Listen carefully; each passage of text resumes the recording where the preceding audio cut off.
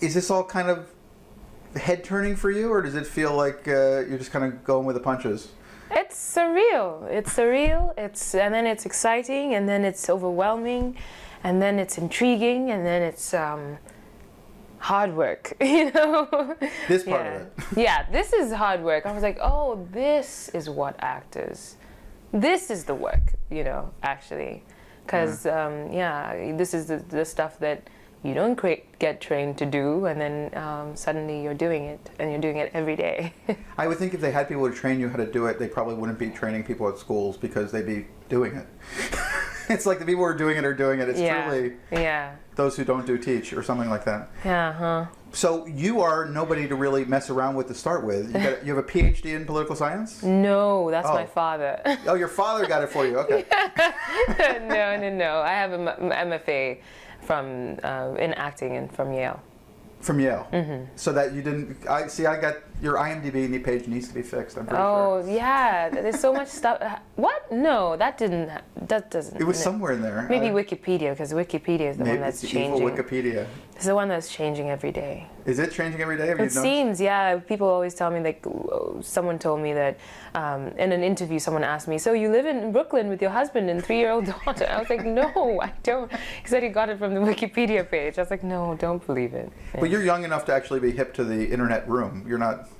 Are you somebody who's on Twitter and on those things? No. I don't do those things. They're overwhelming to me. They're just really overwhelming. I don't have anything to say, like in a tweet. And it's too much pressure to have your thought in just 140 characters. So for me, it's not for me. So before you got your degree at the University of Chicago, which you don't have. No. When was your first thought about being an actor? Were you a kid who wanted to be an actor? Or? When I was really little, I always loved to perform. I was the child who preferred to sit in my cupboard in the closet and play with my Barbies in the dark, and then go outside and like ride a bike. I loved make-believe, and my mom tells this story about when I was like 3. I hadn't even been to school yet, but she had a guest over, and I spun this tale about how I went to school and what I'd had for lunch and what uniform I wore and who I'd played with and everything. And my mother was just like, this child is bound to be in the performing arts. Yeah, so it was an early passion, and then it wasn't until I watched The Color Purple that I thought, maybe I could do this in my life, because it was like people that looked like me, and I remember Whoopi Goldberg especially really moved me, and that was the first time that I thought, maybe I could be an actor. But it took a while before I actually uttered it out loud and said that that's what I wanted to do.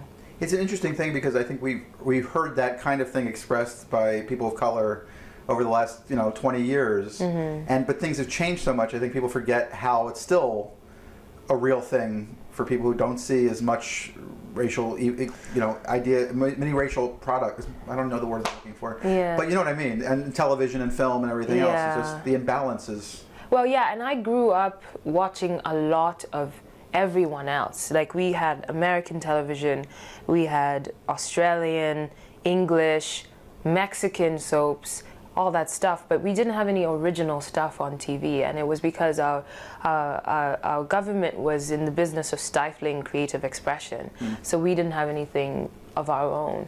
So The Color Purple was the closest it got to something that I recognized, So when did you become politically aware of that kind of thing? Was that something? What do you mean?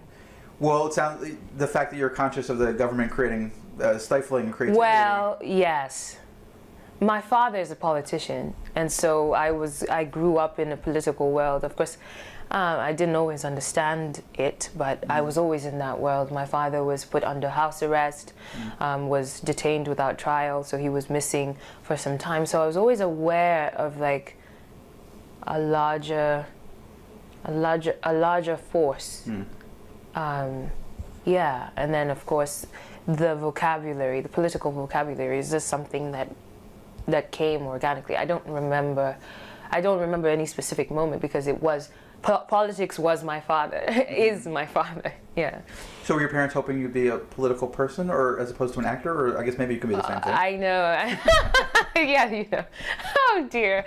Well, my father is a thespian, and he was an actor as a child, so he was thrilled to have someone who was interested in doing that. And my parents have always been very good at like listening to their children and encouraging us to go the way we feel we're called to go. You know, they're not the kind of parents that tell you what you have to do. But I must say, my dad was very upset when I dropped physics.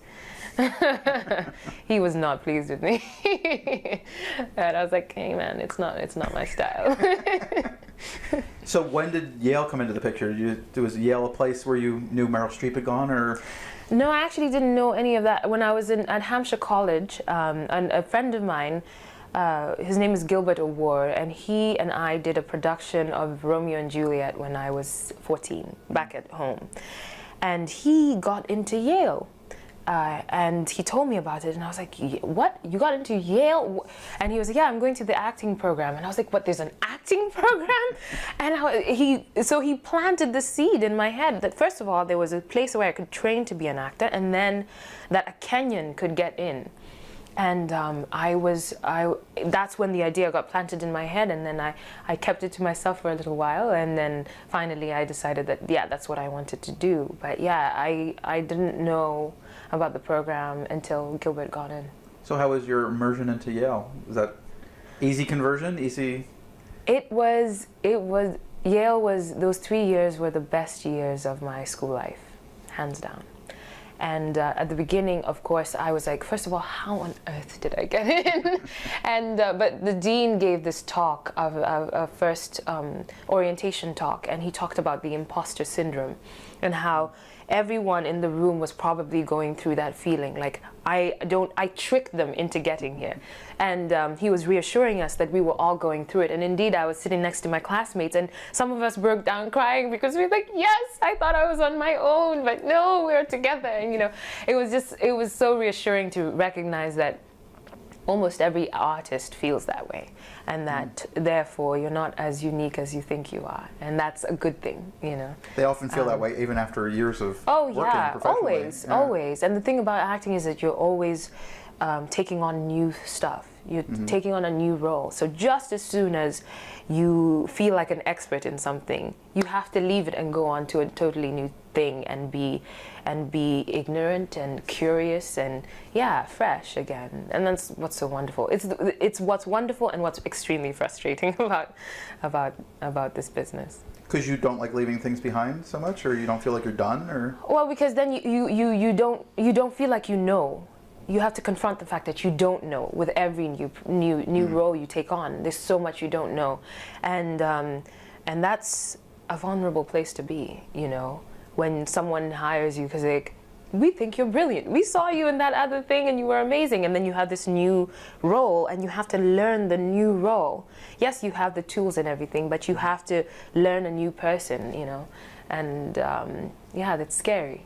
So, was there a point where you became, again, conscious of this kind of thing, that it went from the idea of being an artist and being artistic to actually being something where you had to find your way to do it and come up with methods to make all this work? Wait, what's it?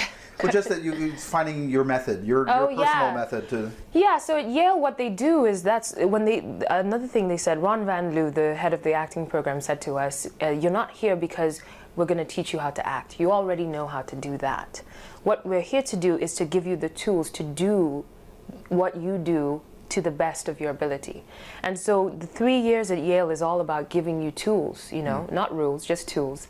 And you pick the ones that work for you and leave the ones that don't. So I'm fortunate to have had that time to develop my personal craft, because now I understand the things that I respond to.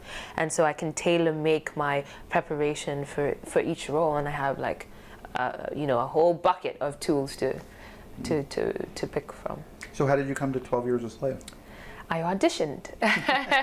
My manager, Dee Dee Ray, received the script for her client, Garrett Dillahunt, who was also in the film. He plays Armsby. And she saw the role of Patsy. The most underrated character actor in all of America. He's so good. Isn't he? He's always good in everything. Yes. He's in all these movies, small sales movies and this movie. Yeah, but that's how you know he's good. Because then directors love him. Yeah, and he kinds of just blends into his character, you know. Yeah, Anyway, he's interrupted you, incredible. sorry. But anyway, so she received it for him and saw the role of Patsy, and she thought I'd be good for it. So she had me go on tape with my other manager, Ellen Novak, in New York. And then a week later, it was at the same time that we were doing the Yale showcase. So we had a showcase in New York. At the time, I put myself on tape. And then the next week, we went to LA. She invited the casting office to see my work. They invited me in the next day. Francine Maisler put me through the ringer in a 1-hour audition. And then finally, about 2 weeks later, I was sent down to Louisiana to meet Steve and audition with him. A little bit intimidating to meet Steve? Extremely intimidating. I think the first thing he said to me, I was like, he met me downstairs and he was like, oh, you're really beautiful. We're gonna have to do something about that. I was like, oh no, what? No. Please choose me. But yeah, it was very intimidating because I'd just seen Hunger and Shame in preparation for my audition, and I was so intrigued and awestruck by his honesty, you know, and the fact that he's a kind of director that lets the actor do the work, you know. His camera is patient, and you have room to just like breathe with his actors, and of course that's something that I wanted to work with. Yeah, and he's just so unflinching when it comes to the truth, you know. He wants the truth and nothing but the truth, and I really wanted to rise to the occasion. Yeah. Well, John's script for this is great, but it's also, particularly Patsy, really is often a near silent performance. It's almost like you're really in Steve's hands, almost more than you're in the hands of the screenplay in this situation. That's true. Was there a lot of conversation about that, or what you were going to do on the day, or did you get rehearsal in? Did you get anything?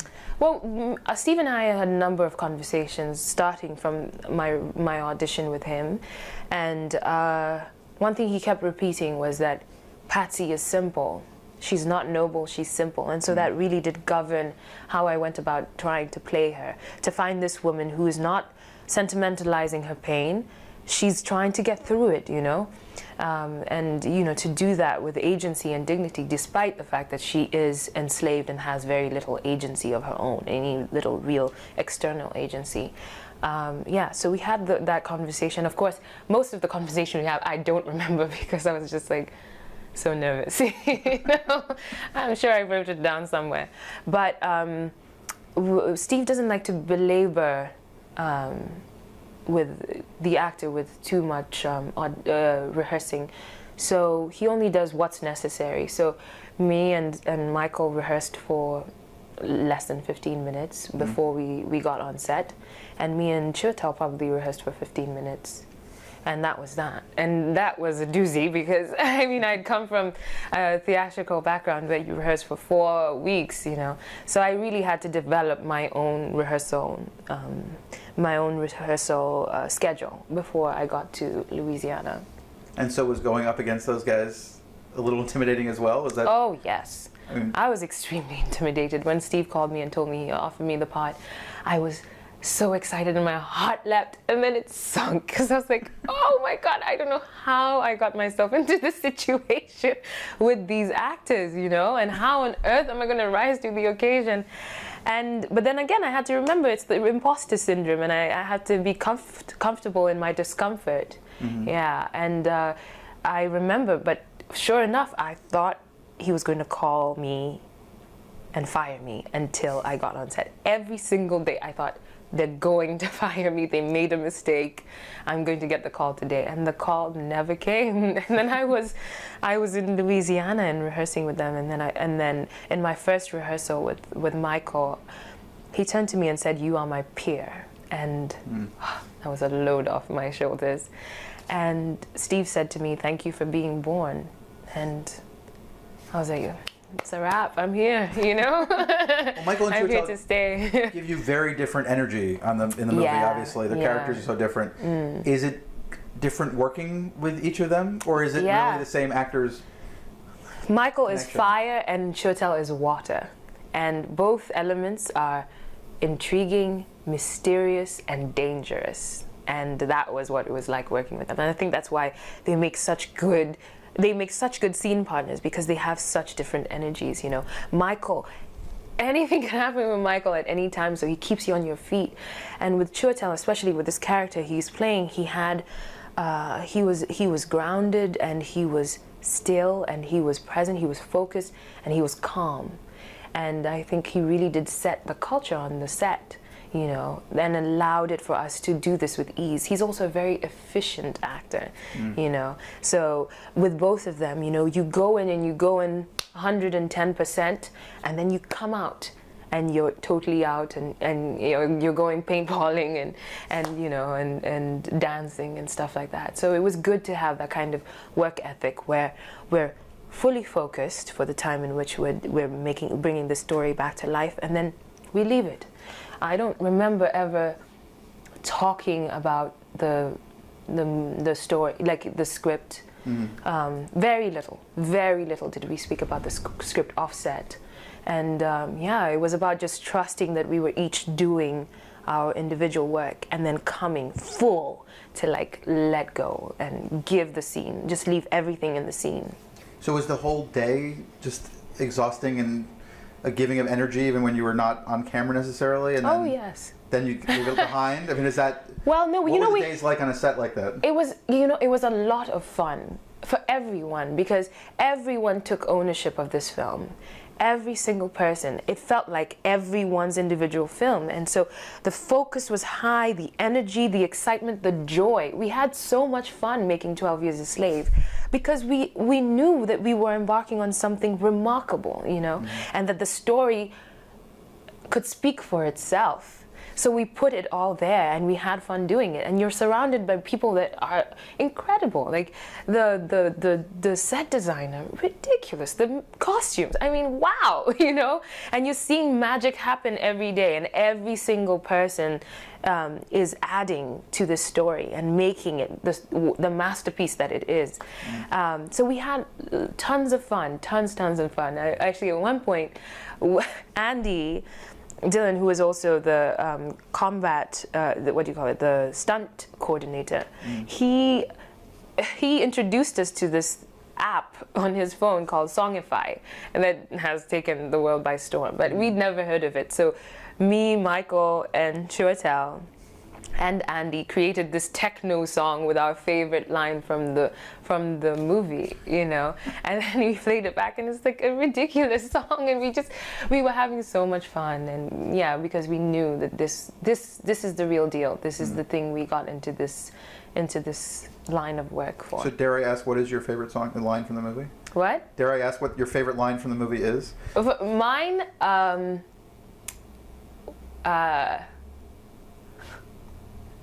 it's too many, but one that's really cool is when Michael's character, Master Epps, says 40, 50, 150 lashes. That's scripture. That he moves from 40, 50, and then jumps to 150 lashes. Like, that's what you get for, you know, disobeying. When you go against a master, you could get 40 lashes, you could get 150. And that's the lunacy of this man, you know. In just those numbers. Yeah. No, it's a great line in terms of his character, because that really that's where he is the whole movie. Yeah. So the controversial, it's not really controversial, but it's a scene that upsets a lot of people is the whipping scene. Particularly hard day. Was it more technical for you in terms of the camera being in movement all that time and having to play all the different things you had to play with in that sequence? Or yeah, you know, it was actually, maybe it was one of the more technical scenes, but for my whole shoot, Steve and Sean have such a seamless relationship, Sean Bobbitt, the cinematographer, that Steve's way of working with his actors, he doesn't bombard us with too much technical information. And he also always shoots the integrity of the scene. At least that was how he did this film. So I had a lot of practice just going through the entire scene, always. So when it came to that day and he said he wanted to get it in one shot, I didn't have to adjust anything because that's how I'd been doing everything anyway. But of course there was technical aspects that I needed to pay attention to. Of course, they couldn't actually be whipped, so I had to respond to the crack of the whip, and I'd hear the wind of it as well. So there was that. But it was manageable. It didn't take over the acting work that I had to do, and for that I'm eternally grateful, because it's one thing, you know, it's like a moment of deep despair, and to have to think about hitting many marks would have, I think, diluted it for me. Yeah, and so it was that day, everyone was, it was a sacred set that day, you know, and it was an open set. Of course, there was no way to shut it down, because this was an event that happened in public. And Solomon Northup in his books describes that day as the darkest day of mankind. Even on the Epps plantation, that day was an anomaly. You know, Epps plantation, where whips would be heard from the crack of dawn what's the opposite of crack of dawn? But anyway, from dawn to dusk, whipping would be heard, and but that day was still different. That whipping of Patsy, the scathing of her back. Yeah, so it was intense, but at the same time, I was just confronted with the fact that I got to do it for fake. You know, I got to do it in an imaginary world where this woman actually lived this, and that always just centered me, you know, and quietened me, and allowed me to be present. Well, the request for a form of escape is resonant through the entire film, particularly when you get to that sequence. It's just you kind of know what she saw coming, her kind of prescience, her kind of understanding of what was going to happen, the inevitability of it in a way is kind of profoundly floats through the entire movie, I think. Yeah. Yeah, and for me, Patsy's relationship with her master was always extremely complex, because she was a favorite of the master and mistress when she was a child. She was a slave in the house. She was fed with milk and biscuits, and she was coddled and treated well until Master Epps gets a sexual interest in her, and then she's sent out into the field, and the torture begins, and the jealousy and that whole triangle begins. And so that spoke to me of a woman who looked at these people as her parents. You know, these are her parental figures, and they betrayed her and broken her heart in this way, you know. And so it also spoke to me of the Stockholm syndrome, where you're traumatically bonded to the people who cause you the most harm, and you loathe them, but you love them at the same time. And how heartbreaking that must have been to then be in this moment where you're entreating him to believe you, and he doesn't, and he beats you for nothing more than just a piece of soap. Yeah, it was heartbreaking. Well, it's one of the things about the movie I find fascinating is obviously it's about slavery, but I do feel there's a universality to it that reaches beyond the color of the issue of race or anything else. I mean, there's so many things about it that are not different now. Yeah. Besides the fact that there aren't slaves anymore, at least in this country. Yeah.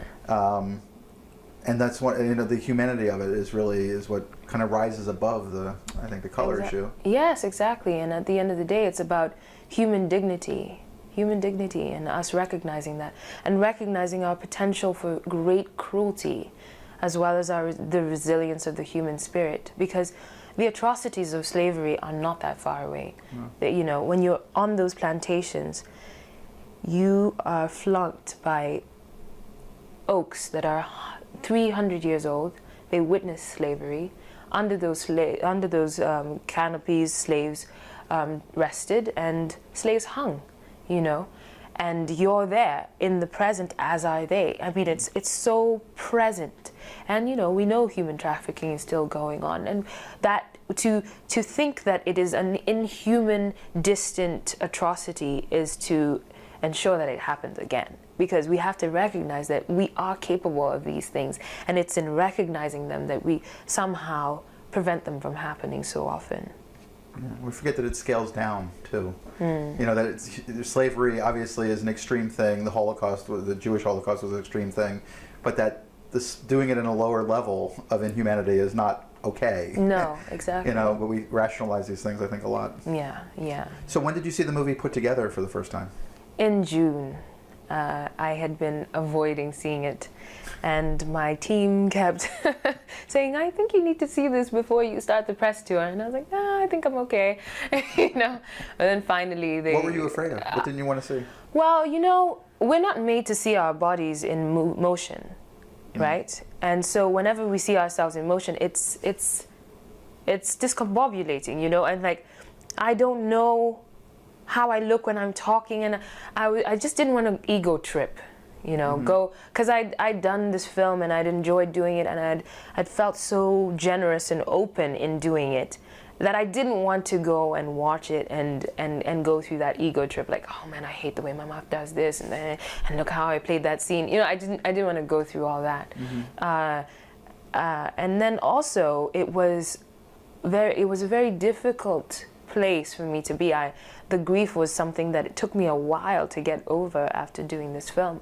So I was scared. I was scared about going back there. So anyway, but then eventually they convinced me that this was the kind of film that I needed to see in order to be able to do the press tour justice. And I'm so glad I did, because I was able to see what everyone else brought to it, and like, the actors in the rare form in this film, and Steve's work and Sean Bobbitt and everyone's work is so exquisite, and this story is told so beautifully and with such heart, you know, that by the time, and the good thing is that my character shows up a little later, so I was taken into slavery with Solomon, and I was sold, and I was in, and there was no coming out, you know. So by the time I came on screen, I was over myself. I was like, you know, I just went with it and everything, and I'm so grateful for that. Were you surprised at all by how it came together? I was dumbstruck. I mean, I imagined it was going to be beautiful. I imagined it was going to be powerful, but I could not. It went beyond anything that I could have imagined. How gorgeous everything is. And that's the thing about Louisiana, really, that this film does such justice, is that the place that these atrocities happened, these horrors happened, is so beautiful, you know. And that's what causes even more emotional turmoil, I think. And even in the book, Solomon Northup will describe the blossoms while someone is hanging in a tree. He was so observant, and he really did capture that that contrast, and you know, in such an eloquent, poetic way that you can imagine it, and now we can see it in this film. So are you excited about it opening, or is that kind of another thing? I can't wait for it to open, you know. We made this film for people to see, and so far, so good. People have seen it, people are loving it, people are taking it on and really just relishing it, and it's being received with the same passion and love that we made it, you know. And so now I'm so excited about it going out there, because it's a real gift. Steve McQueen has made a gift for the world that's going to stand the test of time, and everyone who sees this is so fortunate, you know. And right now, my family back home in Kenya, they don't have a release date. They're so jealous and like envious of everyone else who has release dates. So I can't wait for them to get to see it, and I'm very, very excited about it being given to the masses, to the people that it was made for. And how do you go on to make bad movies or junk, or? I guess you just do, you know. Now that you've launched in this big way, how do you know? I don't know, you know, that's the thing. I'm like, I don't know where I go from here, you know. But like, this has been such a singular experience for all of us, you know. At the New Orleans premiere, one of the crew members came up to me and he said, I have done over 150 films. And I pour myself into every film that I do, because that's what I do. I'm an artist. But seldom does the film pour back. And 12 Years a Slave has poured back. And he's like, now I can do any junk, because my career is made. And I feel similarly, like 12 Years a Slave is singular, and it's up there. And I will never try and replicate that experience. I hope to have like a varied career that stretches me, scares me, makes me live dangerously.